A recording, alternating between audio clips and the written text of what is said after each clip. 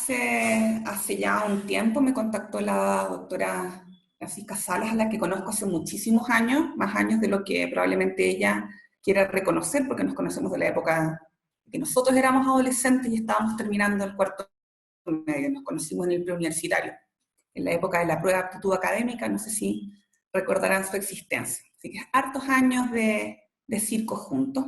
Y ella me contactó para invitarme a participar en esta actividad y me dio el título de la canción, Déficit Atencional e Hiperactividad, ¿qué pasó con la educación online? Y dije, pucha, Fran, pero es difícil hablar de eso porque estamos tan encima y no hay literatura y todavía no sabemos exactamente qué es lo que está pasando. Podría contarles lo que yo he visto, mi impresión, mi experiencia, la información que yo he ido juntando desde que esto partió. Me dijo, con eso estamos súper bien porque efectivamente información dura tenemos poca. Y voy a partir con mi declaración de conflicto de intereses respecto de este tema. Y uno podría decir, como una primera mirada, que no tengo conflicto de intereses, ¿cierto? La industria no me ha pagado para hablar de este tema, no me han invitado a ningún congreso, no me han hecho ningún regalo, ni siquiera me dieron una suscripción a Zoom Premium. Por lo tanto, conflicto de interés en esto no tengo. Sin embargo, yo soy madre de hijos adolescentes y mis hijos están teniendo clases online. Por lo tanto, yo en este proceso soy, por un lado, una observadora eh, distante desde la medicina, pero también estoy inmersa en esto porque lo vivo todos los días con mis hijos que participan, o a veces no participan. Dicho esto, vamos a hablar un poquito de déficit atencional, ¿cierto? El déficit atencional es por lejos el trastorno neuropsiquiátrico más frecuente. Si bien las cifras pueden variar en distintos contextos, en distintos países, se estima que es alrededor del 10%. En Chile hay algunas estadísticas que apuntan en la misma dirección. Y lo que sabemos del déficit atencional es que si bien no es una enfermedad grave, mortal, ni mucho menos, tiene un impacto significativo en los distintos ámbitos de desempeño que tiene el individuo en sus distintos momentos vitales, ¿cierto? Las manifestaciones varían en las distintas edades y en distintos contextos. Vamos a volver a esto en unos momentos más. Y por otro lado, el déficit atencional, que es esta dificultad persistente para mantener la atención asociado a impulsividad e hiperactividad, con mucha frecuencia tiene otros trastornos asociados. O sea, tiene lo que llamamos una comorbilidad. El niño, el adolescente o el adulto no solo tiene déficit atencional, sino que además tiene alguna otra condición que también requiere de nuestra atención. Cuando yo estudié medicina, me enseñaron que el déficit atencional era un problema de los niños, que se quitaba en la adolescencia y que prácticamente no existía en los adultos. Y hoy sabemos que eso es absoluto y completamente falso.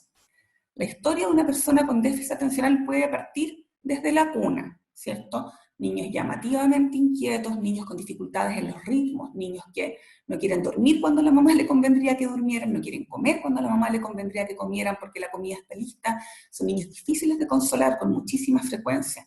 Y por supuesto, la inquietud motora, el moverse demasiado puede ser evidente desde precozmente en la vida. Son niños, como les comentaba, muchas veces difíciles de consolar, lo que uno podría llamar un niño de alta demanda, un niño exigente. A medida que el niño crece y probablemente llega al ambiente clásico donde se expresa el déficit atencional, en la sala de clases, en la edad escolar, bueno, son niños que aportan en forma significativa al caos en una sala de clases, que contribuyen al estrés y al agotamiento del profesor, y es muchas veces en este momento cuando los niños son derivados a un especialista. Pero cuando uno toma la historia hacia atrás, es muy frecuente que haya lo que les había comentado previamente. Saliéndose del ambiente escolar, son chicos que con mucha frecuencia son muy arriesgados, por lo tanto tienen más accidentes, son usuarios relativamente frecuentes del servicio de urgencia, algunas veces por un esguince, a veces por una fractura y en otras ocasiones por una caída de un segundo piso porque no midieron los riesgos. Por supuesto que lo que les estoy contando es un extremo, una caricatura, pero es para hacerse una idea de lo que puede pasar con una persona con déficit atencional si no es intervenida, si no es tratada a tiempo. Y cuando ya nos acercamos a la edad que nos convoca, a la adolescencia, son muy frecuentes lo que clásicamente desde la medicina se consideran las conductas de riesgo. ¿Cierto? El uso de sustancias ilícitas, la actividad sexual no protegida, y esto está relacionado básicamente con la dificultad para anticipar los riesgos de la conducta. Si bien en la adolescencia cierta dificultad de planificación es parte de los desafíos de la edad, es parte de lo que se espera en las personas con déficit atencional, esto es mucho más marcado y puede llevar a situaciones francamente riesgosas. Esto que yo les estoy contando es la historia natural del déficit atencional no tratado en circunstancias pre-pandemia, ¿cierto? De hecho, estas mismas fotos las he ocupado al hacerle clases a estudiantes de medicina en otras oportunidades. Pero hoy nos convoca algo completamente diferente, ¿cierto? Todas estas dificultades de las que hemos estado hablando, aterrizadas en el desafío de tener que estudiar a distancia. Y como algunos sabrán por experiencia propia, otros sabrán porque lo han leído en los titulares de los diarios, otros simplemente por sentido común, este aterrizaje ha sido muy, muy dificultoso. ¿En qué consiste el tratamiento del déficit atencional? Como casi todo en medicina, cuenta con medidas no farmacológicas y medidas farmacológicas, o sea, dar remedios y dar indicaciones que no pasan por un remedio. Y súper importante, y me cuelgo de lo que dijo alguno de los expositores de la última charla que yo agarré la colita. Bueno, en el tratamiento participan muchos actores, y uno de los más importantes es el paciente mismo, ¿cierto? El individuo que tiene un déficit atencional. Mientras más pequeñito es, tiene más rol la familia, pero en la medida en que los pacientes van creciendo, se van haciendo adolescentes y adultos, tienen un rol cada vez más importante en el control de su trastorno. Por supuesto que los médicos tenemos un rol importante desde la etapa del diagnóstico, el buscar la comorbilidad y la indicación de las medidas tanto farmacológicas como no farmacológicas. Pero tenemos un grupo grande de otros actores que intervienen en el tratamiento de un chico con déficit atencional. El colegio, con todo lo que implica, con la cantidad de alumnos por sala, con los recursos que cuente, etcétera, etcétera. El colegio también desde el punto de vista de sus profesionales, ¿cierto? El colegio con sus profesores, que tienen el desafío de llegar a este estudiante que está interferido por las dificultades atencionales y por la hiperactividad, pero también otros profesionales, que puede ser tanto en el ámbito escolar como en el ámbito de la salud, ¿cierto? En los niños pequeñitos intervienen con mucha frecuencia los terapeutas ocupacionales, también los fonoaudiólogos, si pensamos en la comorbilidad con trastorno del lenguaje. A medida que los niños van creciendo, el rol de psicólogo se hace más importante, y por la comorbilidad con trastornos específicos de aprendizaje, la participación del psicopedagogo. ¿Con qué herramientas se cuenta a nivel escolar para el manejo y el apoyo de estudiantes con déficit atencional? Una recomendación clásica que viene impresa en los papelitos que uno le entrega a las familias cuando consultan, dicen sentarlo adelante. ¿Cuál es la gracia de sentar a un estudiante adelante? Que es más fácil para el profesor monitorear su conducta y darle lo que yo llamo los cables a tierra. Esto es, por ejemplo, tocarle el hombro sutilmente cuando lo ve que está distraído mirando por la ventana. Le puede permitir ayudarlo a organizar las tareas, a fraccionar las tareas, porque muchas veces los estudiantes con déficit atencional se abruman frente a la magnitud de la tarea y no saben cómo organizarse, no saben cómo partir. Pero una vez que parten, la cosa se hace más fácil. Entonces, al tenerlos cerca, el profesor lo puede ayudar a organizar el trabajo. Si hace falta, puede fraccionarlo. Si haz esto primero, una vez que termine esto, le doy la siguiente instrucción. El cable a tierra que les había comentado. Monitorear continuamente su rendimiento y su conducta. O sea, cuánto está aprendiendo el estudiante y cómo se está comportando. Una recomendación que damos siempre es hablar de las conductas que el estudiante tiene y no de características personales. Por supuesto, nunca descalificar. no preguntarle delante de todo el curso si se tomó la pastillita hoy día en la mañana. Otra herramienta que podría servir a nivel escolar es buscar un tutor. ¿A qué me refiero con un tutor? Un compañero de curso que no tiene por qué ser su mejor amigo, ni mucho menos, pero un estudiante que tenga buen rendimiento, que tenga buena conducta y que tenga la disposición de darle una mano a su compañero. Entonces, chequear que haya anotado la tarea que hay que traer o el material, echarle un ojo, y si lo ve distraído, lo mismo que el profesor, tocarle el hombro, y eso funciona muy bien, la ayuda entre pares. Otra indicación que uno da habitualmente es fomentar la integración, evitar el estigma, ¿cierto? Tratar de que este estudiante no sea catalogado como el niño problema, sino que sea parte del grupo. Muchas veces darle responsabilidades pequeñas, como repartir las pruebas o borrar el pizarrón o qué sé yo, que lo hacen parte de la institución curso. Y mantener una comunicación fluida y sobre todo oportuna con la familia. Cuando se presenta alguna conducta problema, cuando el estudiante está incumpliendo con sus deberes o ha transgredido una norma en forma significativa, no esperar la entrega de informes del final del semestre, sino que rápidamente informarle al chico que uno va a comunicarse con la familia e informarle a la familia para que se tomen a tiempo las medidas de reparación que sean necesarias.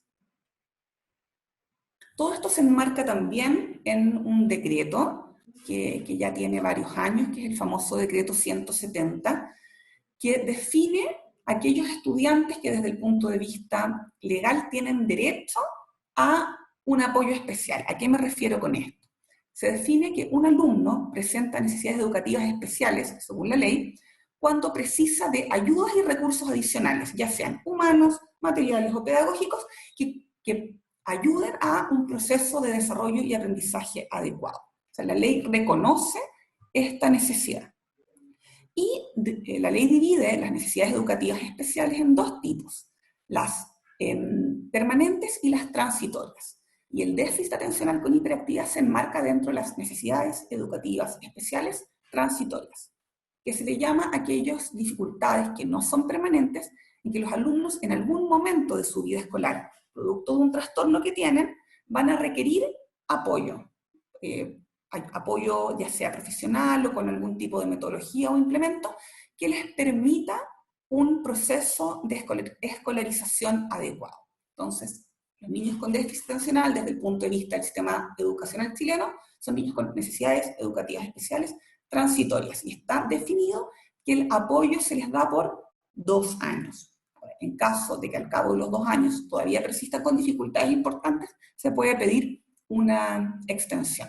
Y esto es importante porque el ingreso de un niño al proyecto de integración escolar por una necesidad educativa especial implica recursos para su institución, implica recursos para poder contratar psicólogos, psicopedagogos, por ejemplo, si tienen niños con trastorno de lenguaje, fonoaudiólogos, si tienen niños con trastornos motores, por ejemplo, kinesiólogos, etc. Entonces es muy importante hacer el diagnóstico para que los colegios cuenten con los recursos necesarios para atender de mejor forma a estos estudiantes. Pero aquí viene la pregunta del $1.000.000, ¿cierto? ¿Qué pasó con todo esto que les he estado contando yo, con todas estas necesidades y con todos estos recursos y herramientas que habitualmente se sugieren? Bueno, ¿qué pasa con la educación online? Tenemos que recordar que la educación a distancia, o educación online, si la queremos llamar así, se da con el estudiante en su hogar. Y además está decir que existe una enorme diferencia en los tipos de hogares en los cuales puede estar inserto un estudiante. Desde un paciente, desde un estudiante que atiende nuestro hospital, a estudiantes que cuentan con todos los recursos en sus hogares, de sectores socioeconómicamente más favorecidos. Entonces, ¿con qué dificultades se puede encontrar un estudiante que no está en el colegio, sino que está en su hogar? Una posibilidad es que tenga espacio insuficiente, ¿cierto? Hay muchas personas en su casa en ese momento porque están todos con confinamiento por la cuarentena y el espacio simplemente no alcanza para todos, no hay un lugar adecuado. Además, instalaciones inadecuadas. Es probable que no tenga un escritorio cómodo, bien iluminado, en un espacio bien ventilado, donde esté suficientemente aislado de otros ruidos. uno de los problemas más serios que ha habido es el acceso limitado a Internet. Hay muchos estudiantes que simplemente viven en zonas donde no hay cobertura de Internet o no tienen computadores con Internet en casa y tienen que recurrir a compartir, por ejemplo, el Internet del celular con otros estudiantes o con los papás que pueden estar en teletrabajo. En el hogar también están expuestos a múltiples distractores que en el colegio están medianamente contenidos, ¿cierto? Hay más ruido, los llaman para almorzar cuando están en medio de la clase, pueden pasar muchas cosas, llora el hermano chico, se pelean los hermanos del medio, el hacinamiento que había esbozado con el tema del espacio insuficiente, y otro problema muy, muy importante, que lo he visto y lo he escuchado reiteradamente, es que en muchos casos no se cuenta con un adulto disponible para guiar, apoyar, supervisar y hacer lo que yo les contaba del cable a tierra, monitorear y orientar el aprendizaje de este estudiante que tiene dificultades. Por otro lado, una dificultad que he observado y que se ha comentado entre colegas en forma reiterada es la falsa creencia de que el trastorno por déficit atencional es un trastorno escolar. Por lo tanto, desde el momento en que los estudiantes dejaron de ir al colegio, muchas familias creyeron que dejaron de necesitar un tratamiento.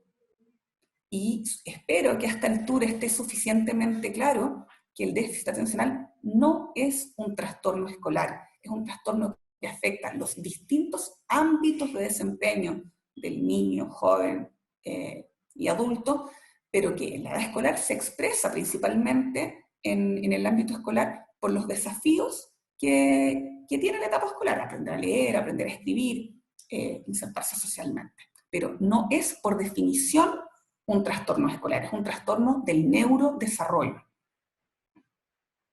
Desde el punto de vista del sistema de salud, probablemente esto explique muchas de las dificultades que se han observado. Durante la pandemia, la gran mayoría de los consultorios estuvieron cerrados para atenciones que no fueran de urgencia, y yo concuerdo con muchos que efectivamente el déficit atencional no se podría considerar una urgencia médica. Por lo tanto, los pacientes dejaron de tener atenciones por médicos y las atenciones psicológicas, al menos en mi experiencia, fueron absolutamente anuladas. No recuerdo ningún paciente que cuando yo le haya preguntado me haya dicho que ha tenido atenciones psicológicas regulares con su psicólogo del consultorio durante la pandemia. Y por otro lado, con los consultorios cerrados y también asociados a las dificultades de desplazamiento por las cuarentenas, falló el despacho de medicamentos. Entonces muchas familias no pudieron ir simplemente a buscar el medicamento. No es que hayan decidido no hacerlo, sino que no tuvieron dificultades para ir, para transportarse, o no tuvieron acceso a la receta porque no tuvieron contacto con el médico. Y también la dificultad de acceso a especialistas. Durante toda la época más cruda de la pandemia, nosotros en el Policlínico de Neurología del hospital, por ejemplo, estuvimos atendiendo en forma muy, muy seleccionada solo pacientes con enfermedades que requirieran la toma de decisión por problemas de salud importantes, urgentes en el fondo. Entonces estuvo muy, muy limitado el acceso a especialistas, por ejemplo, en caso de dudas diagnósticas, porque si bien el déficit atencional se debería diagnosticar y manejar a nivel de atención primaria, a veces es necesario una interconsulta con un especialista. Bueno, ¿y qué pasó con los colegios? ¿Cierto? Estamos hablando de educación online. De más está decir que los colegios no estaban preparados para esto.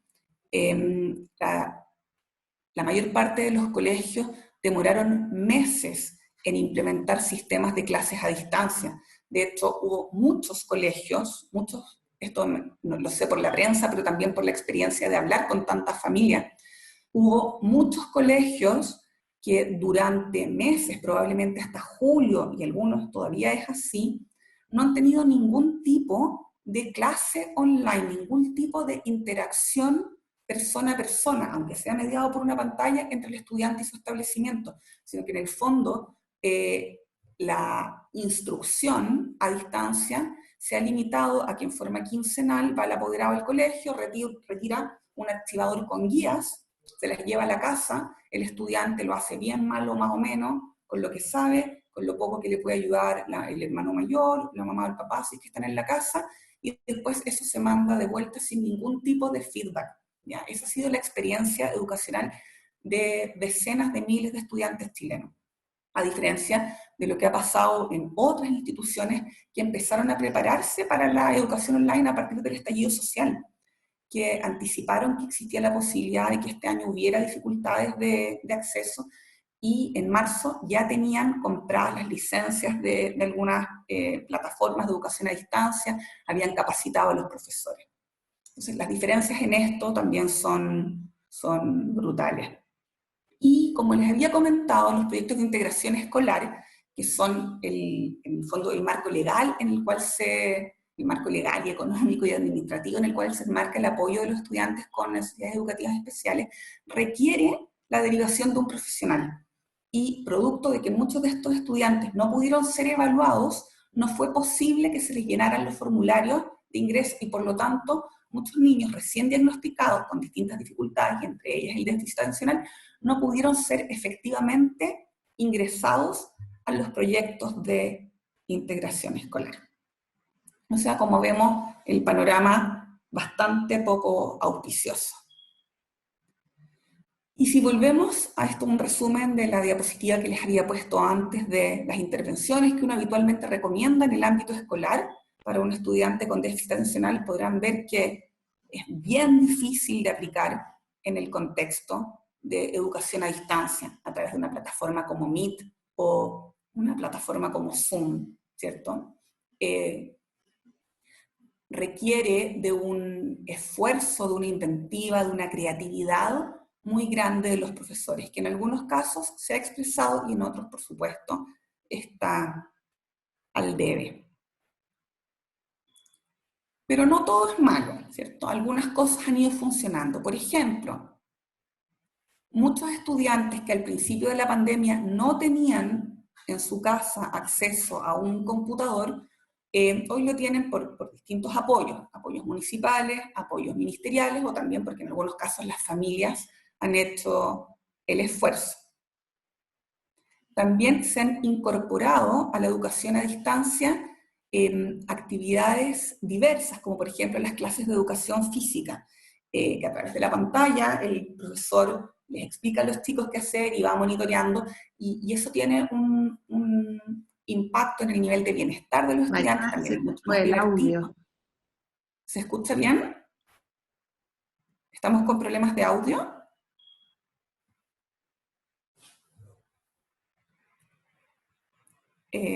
Voy a seguir, si hay algún problema me avisan. Entonces les comentaba que se han incorporado las clases de gimnasia en muchos establecimientos, y además todos nos hemos ido aprendiendo, tanto estudiantes como docentes, a ocupar plataformas como la que estamos ocupando ahora,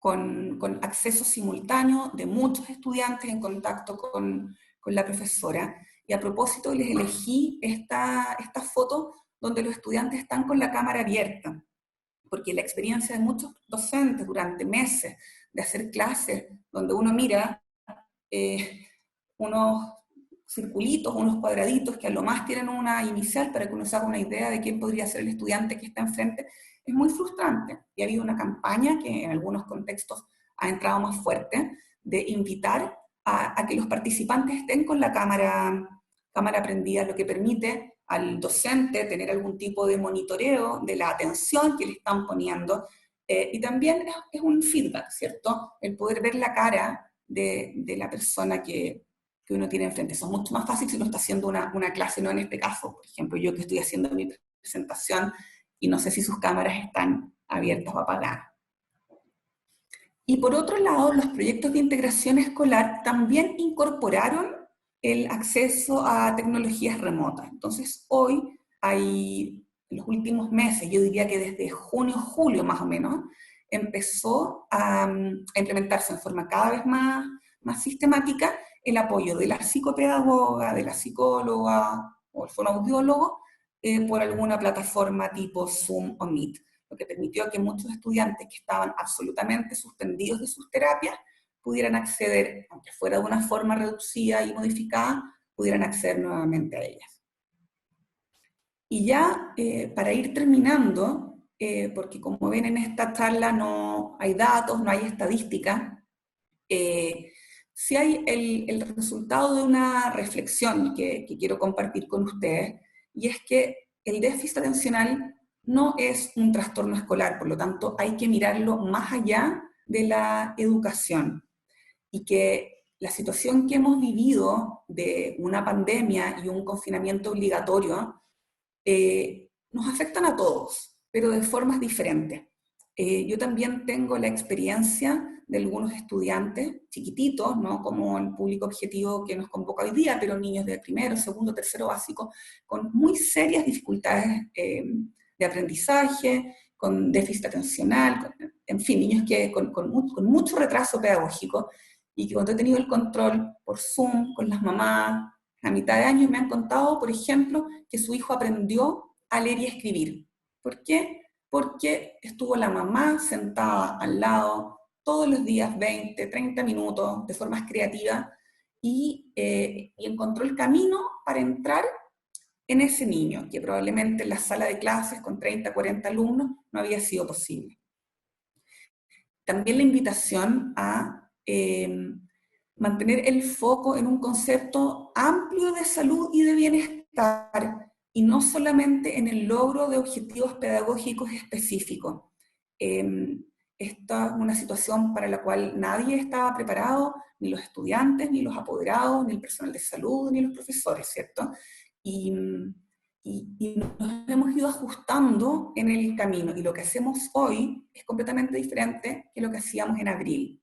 Y respecto a los objetivos pedagógicos, mi recomendación es ajustar las expectativas y pensar más bien en un macro periodo escolar 2020-2021, y que al final de ese proceso, de ese periodo, perdón, los estudiantes hayan adquirido aquellos objetivos pedagógicos que se consideran relevantes. Pensar en el largo plazo y ajustar las expectativas en el corto plazo, porque si no, la frustración va a ser muy grande, ¿cierto? Si nosotros esperábamos terminar el año haciendo ecuaciones de segundo grado y no lo logramos, bueno, no se acaba el mundo, ¿cierto? No lo logramos este año, lo lograremos el año siguiente, pero en el fondo mantener el foco en el estar bien, en el cuidarse en cuerpo y en alma, en mente, porque no sabemos lo que va a venir después, no sabemos si va a venir una segunda ola, y tenemos que estar lo más fuertes, lo más enteros, preparados para adaptarnos a los desafíos que nos traigan los próximos meses.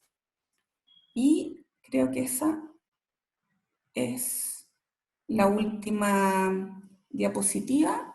Le devuelvo la pantalla a Camila, porque imagino y espero que haya alguna pregunta o algún comentario que hacer de lo que acabo de compartir con ustedes. Muchas gracias. Muchas gracias a usted, doctora. Hay un par de preguntitas, así que le leo la primera. ¿Cree que exista un sobrediagnóstico de este trastorno? Esa es la primera. Y segunda, la misma persona, ¿de qué manera piensa que podría evitarse? A ver, efectivamente, en algunos contextos hay un sobrediagnóstico, y no me cabe duda que en otros contextos hay un subdiagnóstico de déficit atencional. Puedo comentarles como experiencia personal que de los pacientes que me llegan a mí, derivados a mi consulta, no situación de pandemia, sino que prepandemia, por sospecha de déficit atencional, yo creo que entre un 30 y un 50% yo llego a la conclusión de que efectivamente ese es el problema, ¿ya?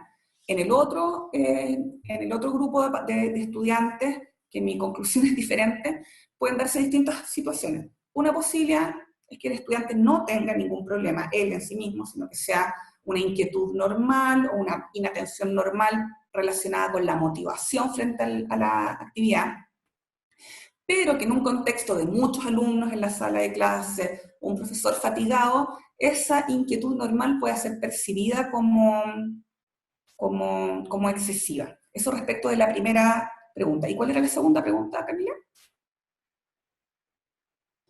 ¿De qué manera piensa que podría evitarse? Bueno, y la forma, esto yo lo digo cuando me toca hacer esta clase a los estudiantes de medicina, la única forma que yo veo de evitar el sobrediagnóstico es que uno tome una historia clínica adecuada, que uno se dé el tiempo de preguntar por la historia de desarrollo del niño, por los ámbitos en los cuales esto se expresa, porque si vamos a tener que hacerlo en 15 minutos, nos vamos a equivocar mucho y vamos a sobrediagnosticar. Aquí la clave está en que si tengo dudas, no hago el diagnóstico ahora, lo cito a un nuevo control, vuelvo a preguntar, y la trayectoria de vida, o sea, un estudiante que nunca fue inquieto, que nunca fue distraído y que lleva 3 meses con problemas no tiene un déficit atencional. Tengo que hacer diagnóstico diferencial. Por lo tanto, el desafío es hacer un buen trabajo clínico, principalmente en la toma de la historia, porque el examen físico habitualmente es normal, no aporta demasiada información que nos haga cambiar el diagnóstico. Muchas gracias, doctora. Le leo la siguiente pregunta. ¿Cómo podría estar afectando los mayores tiempos conectados a computador y celular en niños con este diagnóstico? ¿Y se podría señalar que dicha situación fuese un factor de riesgo en el tratamiento? Se ha hablado mucho en estos meses del tema de las pantallas en los jóvenes. Antes de la pandemia, la indicación clásica que nosotros dábamos es que ojalá no pasaran más de 2 horas al día conectado a algún tipo de dispositivo electrónico. Evidentemente eso hoy no es aplicable. Y en general lo que estamos haciendo la mayor parte de los colegas es dividir las horas de exposición a pantalla en tres subgrupos. Pantallas con fines educacionales, pantallas con fines de comunicación e interacción y pantalla recreacional. Y lo que estamos sugiriendo es que sea ese subtipo de pantalla el que se reduzca al máximo. Porque nosotros, o sea, en el fondo, la idea no es desconectar a los chicos ni de sus familiares, ni de sus amistades. Es muy importante mantener el contacto con los amigos para mantener la salud mental. Es muy importante, por ejemplo, para los abuelos, mantener el contacto con los nietos por la salud mental de los abuelos. O sea, aquí hay que pensar en un contexto muy, muy amplio, ¿ya? Por lo tanto, no tenemos un número específico de horas de pantalla recomendado. Lo que sí está claro es que es un riesgo que durante tantos meses los jóvenes estén tan expuestos a pantalla y después se les haga muy difícil como desconectarse. Y esto tiene implicancias, por ejemplo, en los trastornos del sueño.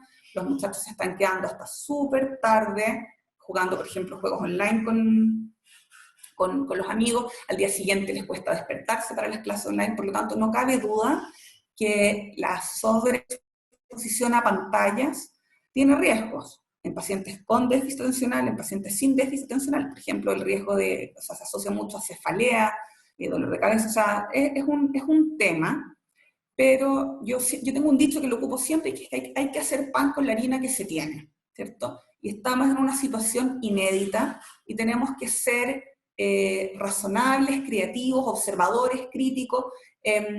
Si implementamos una medida y no resulta, cambiamos, implementamos otra, porque en este contexto del que estamos hablando nadie tiene la verdad revelada. No existen datos duros que demuestren que tomar esta opción sea mejor que otra. Alguien podría decir que hubiera sido mejor que los niños todo el año no tuvieran clase. Ok, puede ser que alguien lo piense, pero efectivamente el camino que se tomó, que es el de la educación a distancia, ha permitido en muchos casos mantener el contacto y lograr algunos aprendizajes. Obviamente no los que estaban planificados en marzo de 2020, pero bueno, hay tiempo para hacerlo más adelante. Pasando a las siguientes preguntas de Valeria.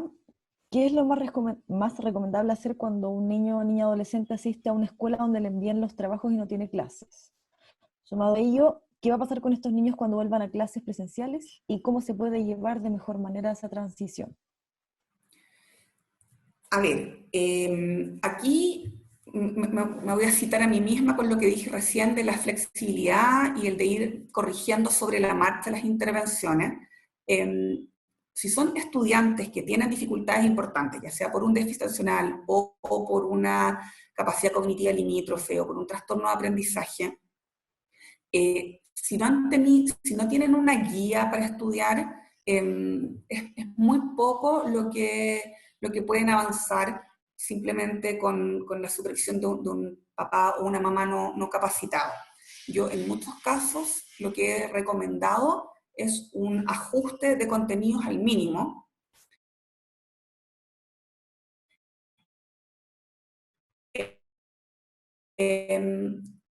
Y el próximo año, suponiendo que los estudiantes vuelvan a clase de integración, va a tener el que le pueda decir a todas las familias que va a resultar, porque el tipo de desafío y el tipo de dificultad es absolutamente individual. Aquí, nuevamente, el mensaje de mantener el foco en mantener a los niños contentos, teniendo actividades, teniendo cosas que hacer. Yo, por ejemplo, siempre le digo a mis estudiantes, a mis proyectos, hay familias que, por ejemplo, arreglaron la pandereta que se había caído para el terremoto, y ahora que están todos en la casa, entre todos lo hicieron. O los chicos que aprendieron a cocinar, o mil cosas. Pero en el fondo, no poner todos los huevos en la misma canasta del objetivo pedagógico. El objetivo es mantenerse sano, y la comunicación es fundamental, porque van a estar y va a desafíos muy fuertes cuando los estudiantes vuelvan a la sala de clases, porque si antes había brecha entre estudiantes más aventajados y menos aventajados, en todo sentido, esa brecha este año lo único que ha hecho es aumentar. O sea, la brecha educacional, de la que siempre hemos hablado entre los distintos sistemas y contextos educacionales, este año solo ha crecido. Muchas gracias, doctora. Por ahora no hay más preguntas. No sé si alguien que tiene una nueva pregunta podría levantar la mano y le damos la palabra.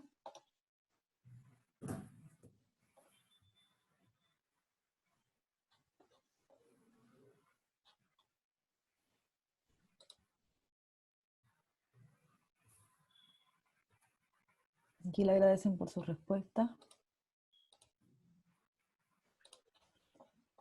Parece que no hay más preguntas. Muchas gracias, doctora. Sí, muchas gracias a ustedes por la invitación. Sí, gracias Mariana. Y contigo damos término a nuestra jornada, que consistió en 2 mañanas intensas de trabajo y temas de adolescencia.